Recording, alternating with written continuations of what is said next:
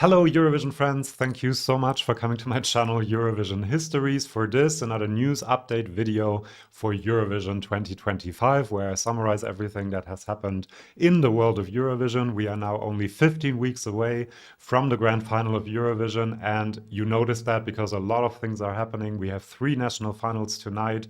We have our hosts, we have artists that were revealed, we have odds as well, and unfortunately also a withdrawal. We will talk about all of this, but I want to start with the news that made me most excited this week and kind of motivated me to do another news video, and that is this. Louane will be representing France at Eurovision 2025. There were rumors, they seemed like these kinds of rumors that we have from the UK, that Adele is going to represent the UK. It's not really the same level, but still it's really surprising that a household name like Louane will be representing France. Well done to the French team for convincing her to do it. She became famous in France in 2013 through her participation in The Voice, where she was a semi-finalist. But then, and that's how I know her mostly, in 2015 she starred in La Famille Bélier, which is the original version of Coda, was remade in America into Coda, which then went on to win a lot of Oscars. But this original version I think is much better. If you have a chance to see it, watch it. It's really beautiful. And she is amazing in it, and she won a César for it, the French Oscar for Best Young Actress. And this combination of having a lot of experience as a singer, but also as an actress, is always a plus, I think, on the Eurovision stage because it helps you engage with the audience. She has released 6 studio albums in France, so she is very experienced, 2 of which have made it to #1, and her song Avenir was a big hit in France, but also a top 10 hit in many European countries, including Germany, Austria, Switzerland, Belgium, and Slovakia. So lots of people will have heard of her and will probably know who she is, which is a big plus on the Eurovision stage.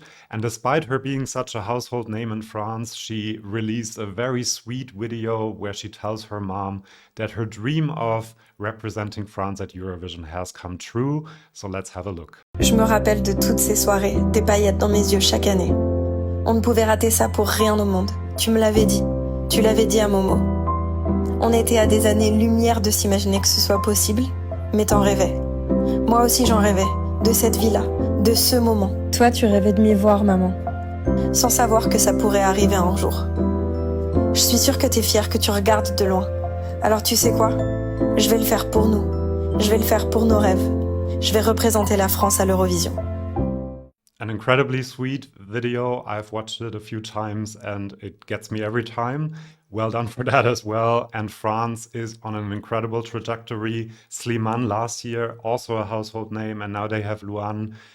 France really wants to win this, and maybe this will be the year. I'm very excited to see what kind of song they choose. From these exciting news to some sadder news, Moldova has unfortunately withdrawn from Eurovision 2025. They said Moldova won. The national broadcaster announced that after an analysis of the current administrative, economic, and artistic challenges, they decided to take this drastic measure. They had already started the national final and the selection rounds. They said that a reform of the selection is necessary. There's lower interest in the country. And they also said that the quality of songs was just not good enough. And they also said, however, that they want to return, hopefully next year, with a bang and try to acquire more high quality, I guess, songs and artists, which is a bit of a slap in the face for the artists that were already chosen to participate in the national final this year.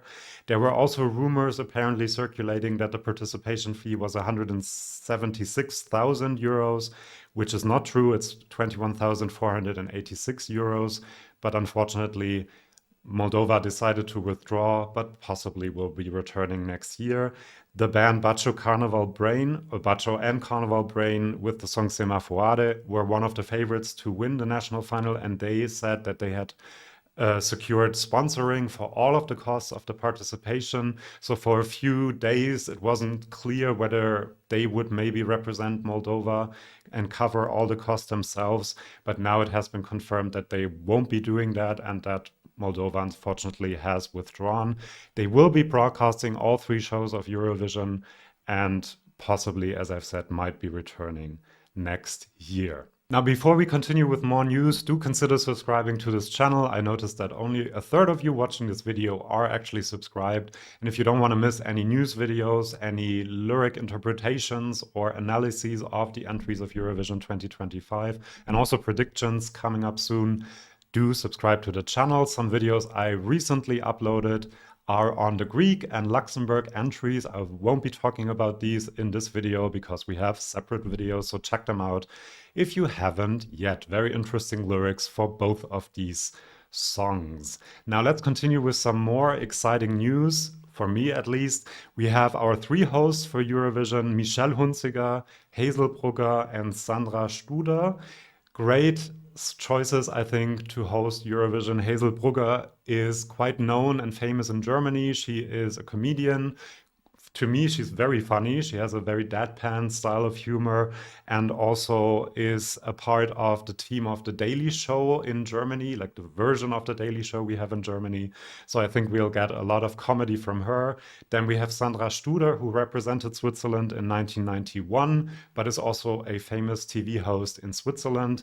But the main and the big name among these three is Michelle Hunziker. She is famous in German-speaking countries for hosting German Idol for a couple of years, and also the biggest show we had in Germany at the time, Wetten, das, for also a couple of years. However, she's also very famous in Italy, hosting Sanremo and, for example, also the comedy show Selig in the early 2000s.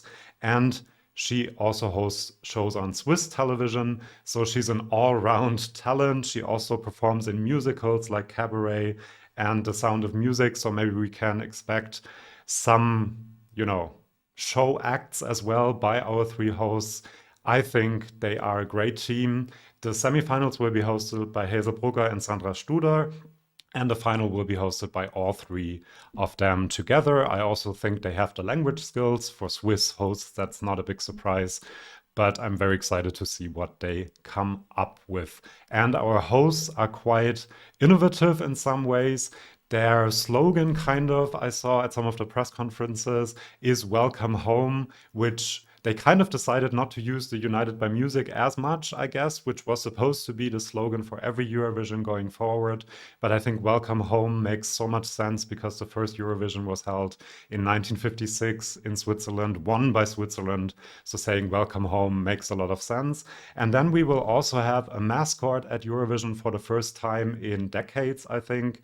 And I really like the idea that students of an art academy in Basel can submit their suggestions, or could submit their suggestions until yesterday, and out of them a mascot with a story as well will be chosen and represent Eurovision in Basel. That's a great idea, I think, and could be something that is taken up by other hosts in the future. Then another exciting piece of news from Austria. JJ will be representing Austria. His real name is Johannes Pietsch. He has roots in Austria and the Philippines, and his song will be called "Wasted Love." The most exciting part is that he's currently performing at the Vienna Opera House in Mozart's The Magic Flute, die Zauberflöte. Had to check how they call it in English. And so we know that he has the vocal chops. It will be an interesting performance. They have said it will be engaging pop with classic vocal techniques. I'm a bit concerned that it will be compared a lot to Nemo, who also had these operatic aspects in his vocal performance. But something that also made me quite excited is that Teja from Thea and Selena fame has composed the entry, and so I'm looking forward to a quirky song, probably. We shall see. It will be released at a later stage. He has also participated in The Voice in the UK and in Starmania, an Austrian casting show, so he does have experience performing on these kinds of competitions. Then Scott Mills has revealed on BBC Radio 2 that the British entry has already been selected, the artist at least. It has been selected internally, as per usual in the United Kingdom. Labels, songwriters, and the BBC have been searching for months for the right entry, and the song will be revealed, and the artist as well, sometime in February. I think a lot of is riding on this entry for the UK after two quite disappointing results, and this great result by Sam Ryder is kind of fading in the memory of people. So I think having a good result this year is kind of crucial to keep the excitement for Eurovision in the UK alive. Then tickets were sold for Eurovision 2025. 42,000 tickets were sold in 20 minutes, and the tickets for the live shows were sold out in 7 minutes. So lots of excitement there. I hope if you wanted to buy the tickets, you got them. Let us know in the comments how that was for you, how the experience was. More waves of tickets will be released at a later date that has not been revealed yet. Then we also had the semi-final draw, which countries will perform in which semi-finals. I made a separate video on that, but I wanted to share this with you quickly. In semi-1, in the first half, we have Estonia, Iceland, Poland, Portugal, Sweden, Slovenia, and Ukraine. And in the second half, we have Albania, Azerbaijan, Belgium, Croatia, Netherlands, Norway, San Marino, and Cyprus. I know all the flags, as you can see. And Italy, Switzerland, and Spain will be voting in this semi-final. In semi-2, we have, in the first half, Armenia, Australia, Greece, Ireland, Latvia, Lithuania, Montenegro, and Austria. And in the second half, we have Denmark, Finland, Georgia, Israel, Luxembourg, Malta, Serbia, and Czechia. And of course, France, Germany, and the UK will be voting in this one. I did a whole semi-allocation analysis video where I also tell you which of the two semi-finals is stronger based on historical data and qualification rates. So check that out if you haven't yet. Then I have a few quick news items from the last couple of weeks that I wasn't able to cover in separate news videos because I don't have as much time this year, unfortunately, as I did last year. First of all, Yuval Raphael will be representing Israel after winning Hakok Haf Haba, the national casting show selection. She has lived in Switzerland, so there's a bit of a connection to our host country, is a fan of Celine Dion, so another connection. She survived the attack on the Nova Music Festival on October 7th. The song will, as happened with Golan last year, be internally selected and will be revealed at a later date. Then we also have the title for the Czech entry, which is Kiss Kiss Goodbye. Adongs will perform an acoustic version of the entry in the Malta national final in a few days, so quite exciting. The artist for Azerbaijan will also be revealed on the 4th of February. As I've said, a lot of things are happening this month. Then the jury for the national final in Germany was also revealed. They have a lot of power because they decide who gets to pass from the semifinal to the final of the national selection. And they are Stefan Raab, of course, he is the organizer and the brain behind the whole thing. Then Elton, a long-time collaborator of Stefan Raab's, and also singer Yvonne Katterfeld. But every week there will be extra guest judges as well, who will join these three in deciding who will go to the final. Then we have the team for the Cypriot entry that has also been revealed, and it's quite a impressive team.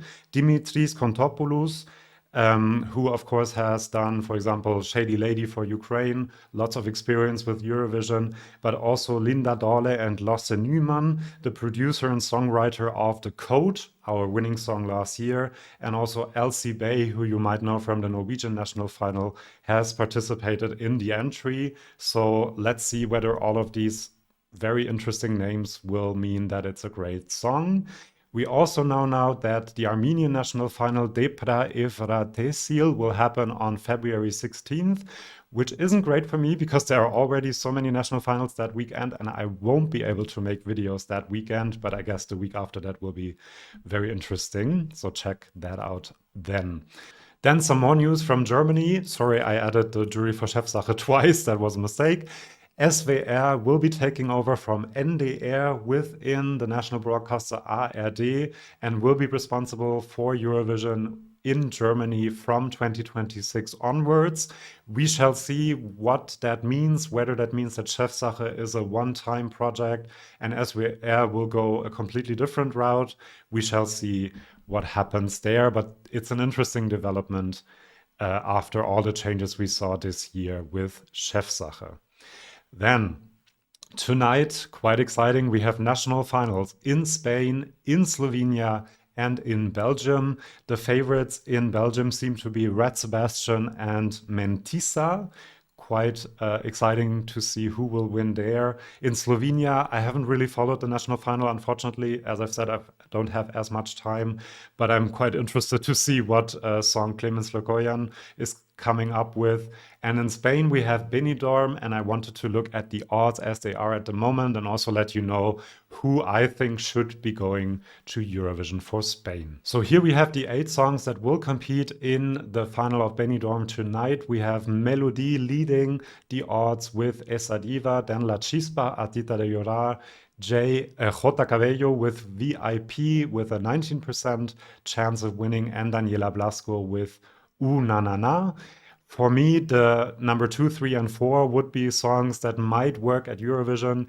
I have to say I'm not as excited about Benidorm Fest as I have been in the last couple of years, because I think the good songs were not performed that well, don't have that great of a staging, and the songs that have a good staging I don't like as much. So I can't really tell you who my favorite is. I think it would still be La Chispa, but a lot has to change with the staging and also the vocal performance to really make this a successful entry. Let me know in the comments who you think should win Benidorm. And while we are looking at odds for Benidorm, why not look at odds for Eurovision as a whole as well?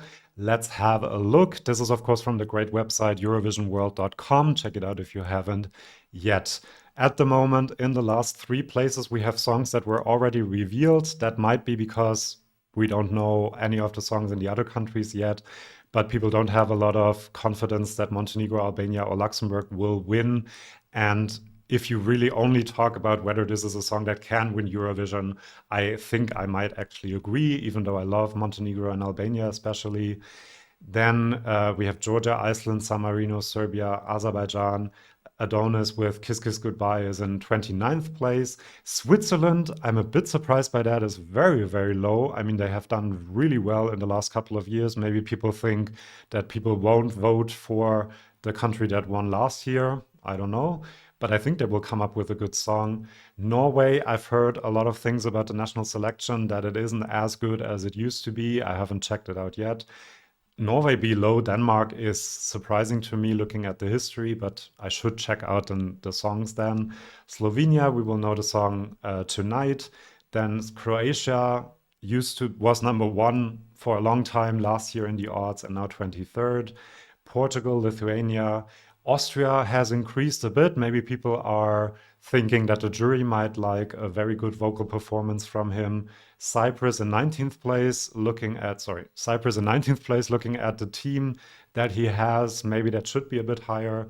Australia, we don't know that much yet about. Spain going up, maybe because the national final is tonight.